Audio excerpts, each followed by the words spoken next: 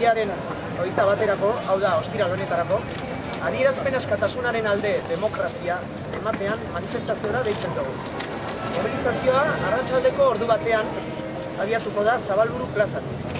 Eta bertan parte hartzeko deia luzatzen diegu askatasunaren alde eta terrorean oinarrituriko aurreko erreginaren itzularen kontra dauden norori. Adierazpen askatasuna, democracia. La defensa del derecho fundamental de reunión y manifestación, así como el derecho a tener nuestras propias ideas y poder defenderlas en igualdad de condiciones, se convierte en una necesidad de primer orden.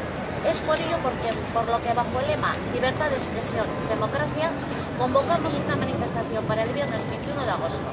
La movilización a la que invitamos a participar a todo aquel o aquella que esté a favor de la libertad y en contra de la vuelta de regímenes anteriores de pensamiento único y terror, comenzará a la 1 del mediodía en la Plaza Zabalburu y culminará en la Plaza Circular.